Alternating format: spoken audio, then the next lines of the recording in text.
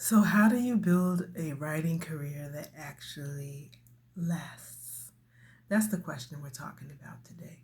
So, a lot of people want to be writers, but very few actually know how to hold on to the career for the long term. They start out strong and they write for a season, for a time being, usually when they have less responsibilities, and then life happens. And the writing sort of falls to the wayside. And the longer it sits on the wayside, the longer it sits there. The next thing you know, 1, 5, 10, 20 years have passed, and your writing is still somewhere in the background, and you're wondering whether or not you should bother to pick it up again. So, in my experience, this isn't usually because they don't love the writing, it's because they were never shown how to build a real writing life that actually lasts for the long term. So, today I want to talk about writing as a long term life practice and what changes when writers stop treating it like a sprint. Stop treating your writing life like a sprint. You're chasing after deadline, and I gotta hurry up, and I gotta finish this project, and I gotta finish this, and if I don't finish this, then and everything is about um, this deadline, whether it's something that you chose for yourself or it's for a project outside, and sometimes people burn out. So why do writers burn out? Most writers actually burn out. Doesn't necessarily come from writing too much. It comes from writing with the wrong expectations. Excuse me. So people often treat writing like a project that they need to finish. Um, and sometimes it might start off as a project that you might actually need to finish. That mindset might be helpful for certain things. But there are other parts of your writing life that you're sort of doing for yourself. It's not always about finishing the particular project. Um, when you are a writer, just like a person who, like one of the things that I love to do, I call myself, I'm always learning how to run, right? I've been learning how to run for the last few years. So I started off as a walker while I've been overseas. Started off as a walker. I moved around to a few countries, and then when I moved to Rwanda, I started to learn how to be able to run 5Ks and then a few 10Ks. And then when I moved to Mexico, I did my first half marathon. This was a year ago. So, what I learned is that you can't treat your writing like you're getting up every day to run a marathon. There's running that you do. There's running that you do just to sort of practice, to sort of be, just to sort of be in the momentum, to get your momentum up. If you got up every day and treated every day like it was another marathon to run, I'm not sure that I would be interested in doing it much. And you've got to look at your writing in the same way. You can't treat every day like you're on some big book deadline. There's stuff that you need to do in between projects, or even when you're doing the big projects, like um, like it's you're preparing it, you're getting your momentum up, you're growing your ideas. You're in a practice mode, a devotional practice mode, just like a runner would. You get up every day, every other day in practice. You don't run the marathon every single day. Today you might just get up and you may run the track. You might do 4 laps. The next day you might do a longer run. A couple of days after that, you might just do just some short runs just to be able to to stretch your legs. And then the next day is rest. You approach your writing life in the same way. So people often burn out because they treat their writing life like a project they need to finish immediately. Um, some people also tie their personal worth to their output. So, if they don't produce like Stephen King, that's always a name that pops up. They admire a person like Stephen King. If you're not creating work every other month, every other year, then they often feel like, well, I'm not doing enough. So then you put these ridiculous deadlines on yourself that you're not really prepared to do. You have other things that you have to do in order to be able to run your life. And so if you don't do it, then you don't feel like, well, if I can't give that much effort to my work, then perhaps it's not worth doing. And that's not true. I don't know why my voice is going. That's not true. If you want to be able to continue to do the work, you have to find what your own little personal rhythm with your writing is. You can't compare yourself to someone who's been writing forever and whose little job, like his only job, the one and only thing on the planet he really needs to do, I'm talking about Stephen King, is to be able to write. He has created a life where it's, sitting down to write is the only thing he really needs to focus on. Even I, as a full-time writer, I don't write all day and don't want to write all day. I want to do other things. I want to be able to get up and go live my life, so I have something to write about.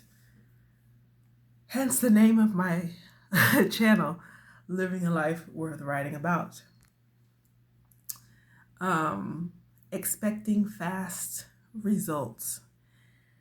For some people, they burn out because they expect fast results. They want immediate eyes on what it is that they are writing, and if they don't get the feedback or the positive feedback that they are expecting, then they think it's a lost cause, and that will burn some people out. Your expectations are forcing you to burn out earlier than what it should, and then your people are measuring success by attention or validation. Again, this usually has to do with comparing yourself to other people. And so if they're not producing as much as what other people are doing, if they don't get as many likes and shares on social media, if people are not buying their stuff as much as they would like to, then they think, I can't do this. And then they wind up burning out. So it's not so much the sitting down and the writing that's burning them out. It's what's going on in their minds that's burning them out and making them feel like they can't do it. So when writing is treated as a short-term goal instead of a long-term practice, burnout becomes almost inevitable.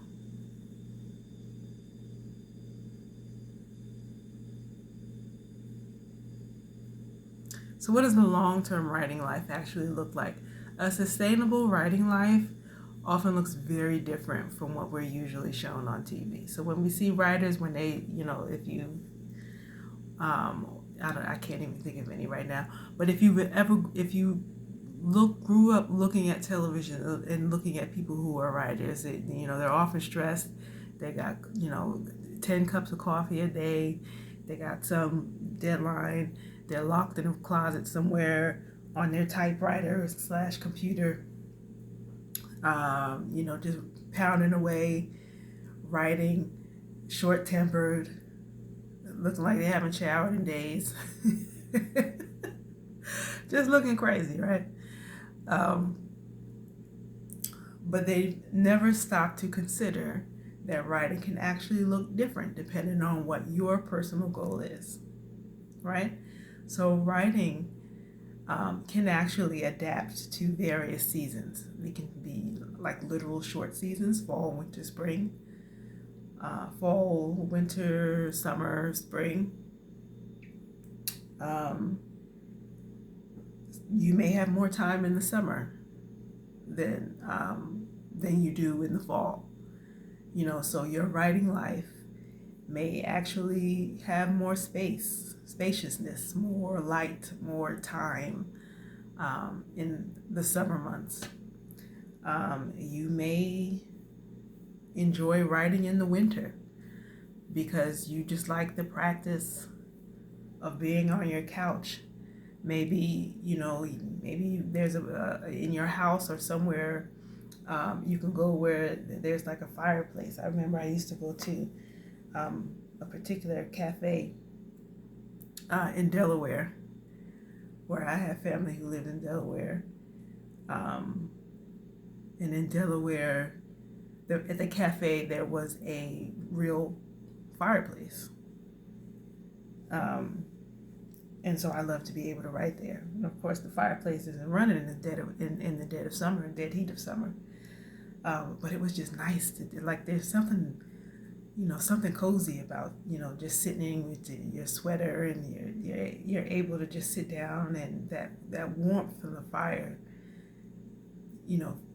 it fueled me. I got myself a nice cup of tea, and I can sit down and I can write. I can focus. That felt cozy and comfortable to me. So my writing life actually looked better in the winter months than it did in the summer, because I wanted to be outside doing outdoor things.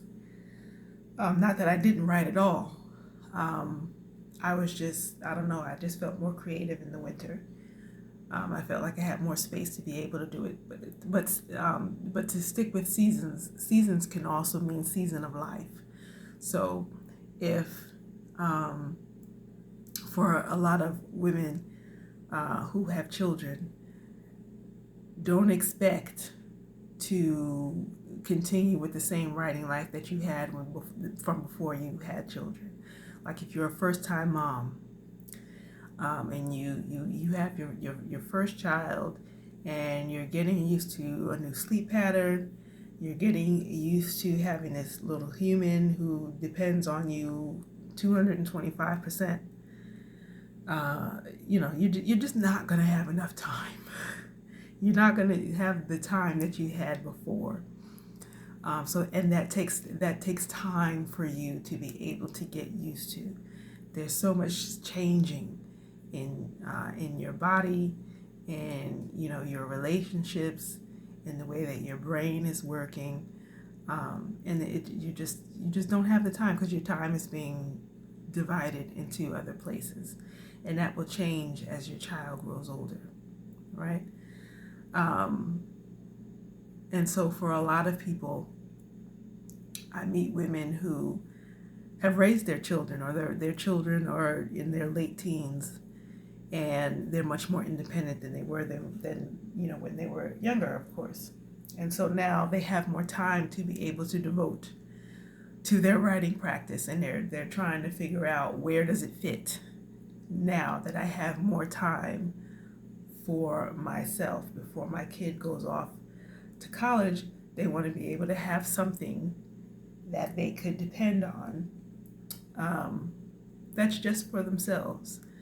There's been a whole lot of life that happens from, when they had the children until the children are grown and out of the house and on their own. And, you've got a lot of stuff to be able to write about, a lot of stuff to be able to process. So this may be a different season for you to write.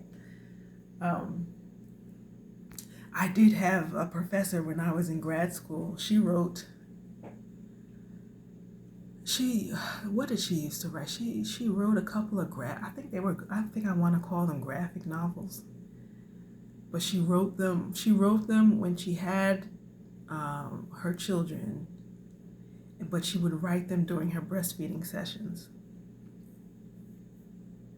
I don't know.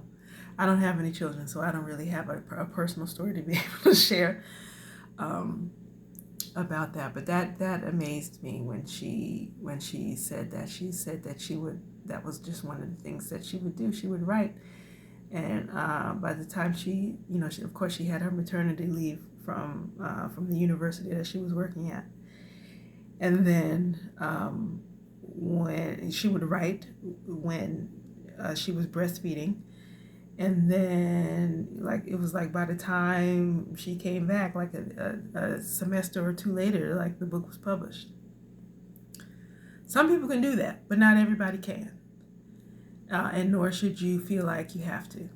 You should do what you feel like you can do. Right? What else did I want to say? Yeah, so you want to look at writing that fits. Your sustainable writing life looks very different from what you're usually shown. So your writing should be able to fit around your personal health. It should fit around your aging process. It should fit around your real life. Now that I'm so excited. I'm 48 years old. I'll be 49 in May. And as I move closer to 50, I'm so excited. I'm so excited. My mother passed away when she was 49. And so I always wondered what it would be like to be 50 years old, because I didn't get to see that in my mom. And so I feel like aging is such a privilege. It really is. Aging is such a privilege. And to be able to have the self-awareness, the maturity to be able to sit down and write about your life in a way that is loving, that serves the many versions of who you have been across decades. It's such a privilege, and so don't feel like just because you can't write when you were younger, you have stuff going on, doesn't mean that you can't do it at another time, or you can't do it in spurts, or how, you can sort of switch and change your life around if you have support to be able to do it. Find support to be able to create the kind of writing life that you want to be able to create. So a long-term writing practice is one that can change shape. It changes shape without really disappearing. It doesn't have to disappear. Just because maybe you're in a caretaker role. Understandably, I've done caretaking on a couple of different occasions in my life.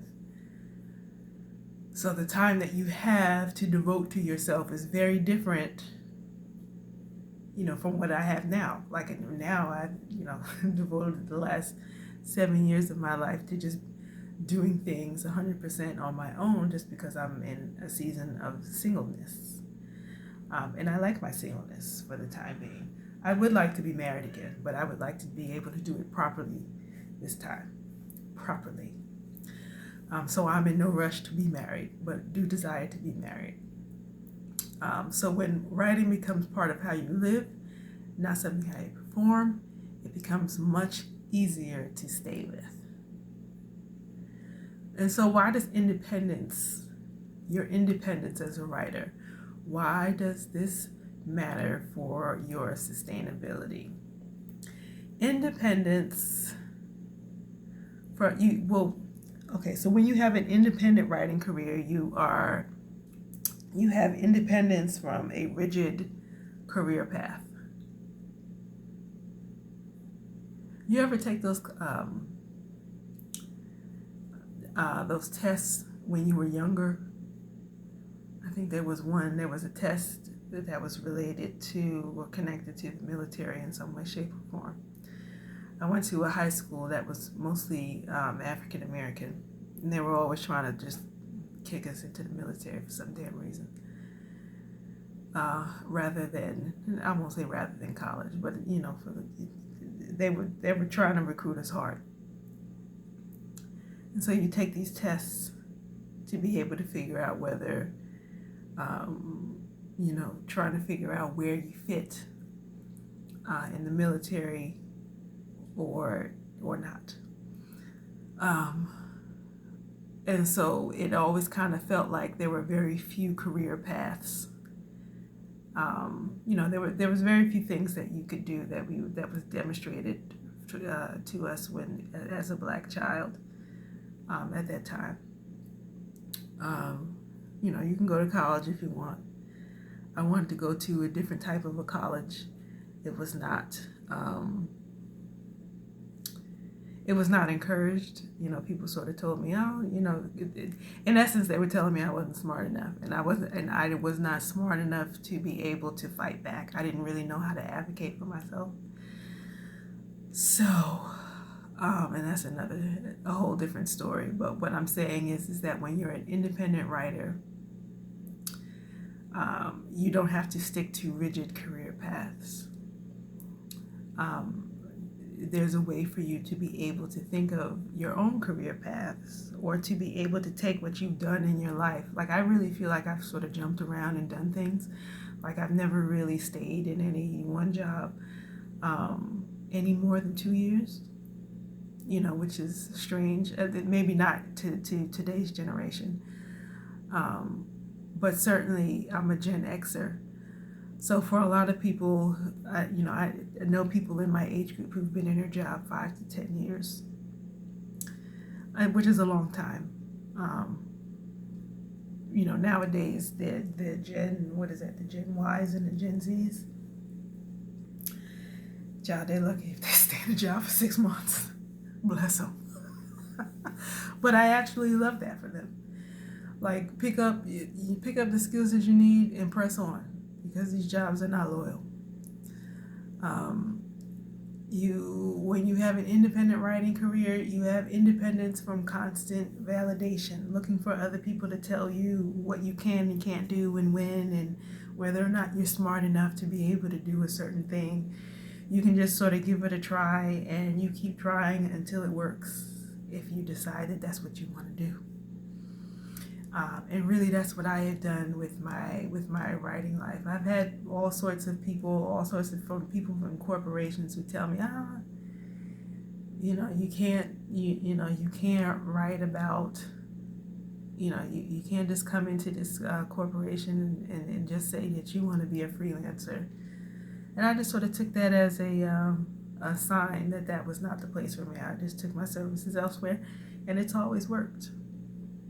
Always have taken my services elsewhere.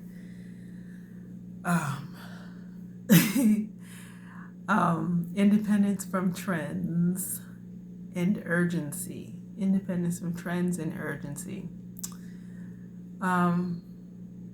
So you don't have to do the thing that's popular, what everybody else is doing. One of the things that I really do love about being an independent writer is that I do get to, I get to be independent. I get to focus my writing career on the thing that I wanted to do, and it gets to serve my life.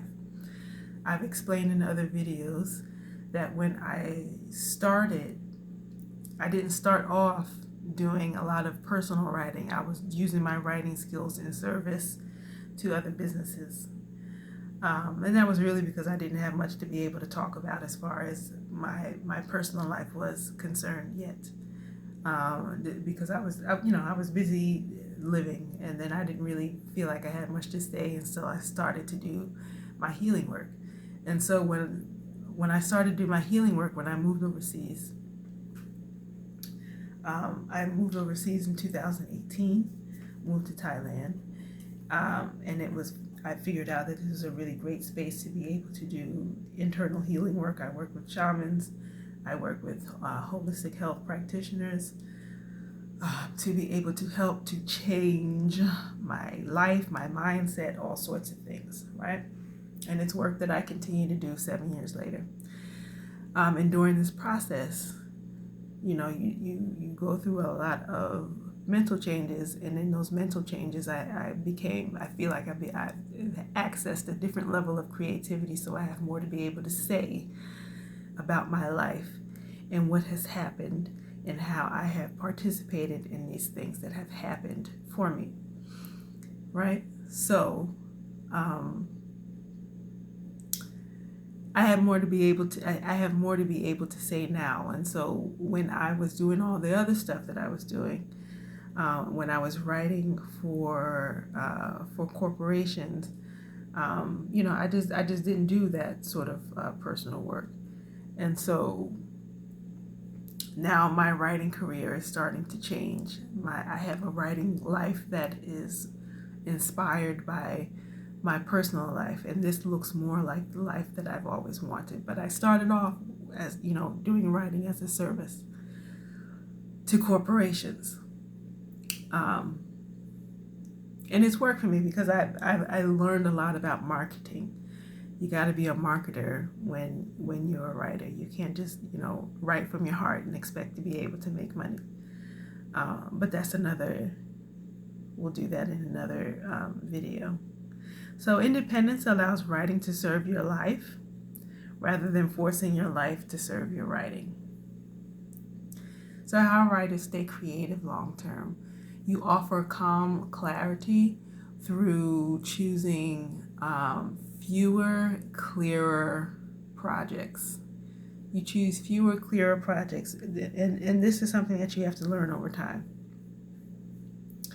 I choose fewer, clearer projects. You gotta be able to look at projects and look at how much they're paying and how much time it's going to take you to be able to complete them. And you'll be able to figure out the different pockets of writing that you want to be able to do and how it's going to serve your life. You're learning skills that reduce uncertainty, like publishing and pitching. You're allowing your writing to mature. You're letting your progress compound quietly. So writers who stay creative long term usually stop rushing their process. And longevity as a writer comes from patience, clarity, and support, not pressure. Longevity comes from patience, clarity, and support.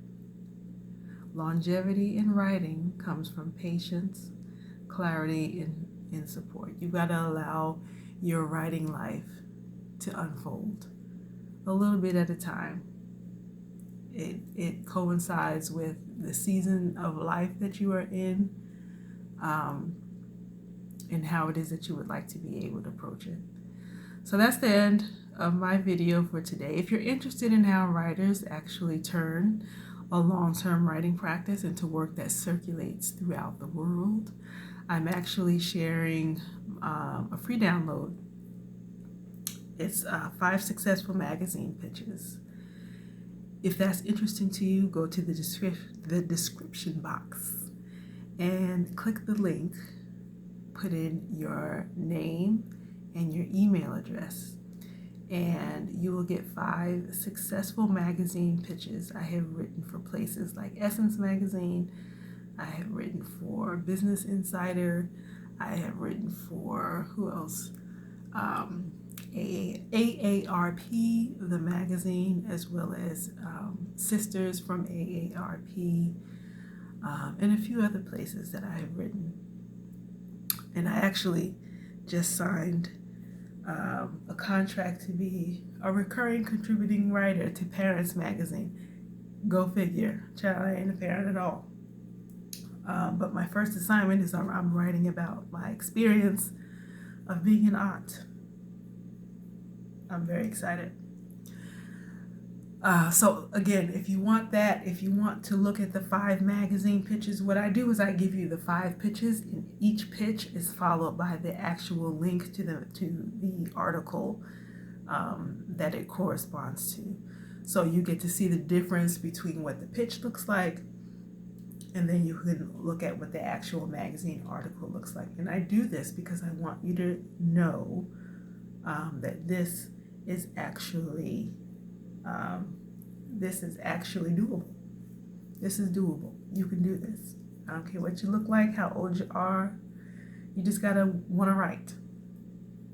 That's it. You don't have to have a certain level of education. You just need to have some ideas, some good ideas that editors can get into, right? So if writing has fallen in and out of your life, it may not be because you lack commitment. It may be because you're ready for a writing life that can grow with you where you are in your life now. So please do like, share, with your fellow writers. Subscribe to the channel so that every time I have a video coming out, you can get a notification. And leave a comment. Leave a comment. If you get to the end of this article, if you get to the end of this video, please write the word magazine in the comments. Write the word magazine in the comments, and just say hello. I would love to be able to hear from you. My name is Helana Black. Have a great day. Peace.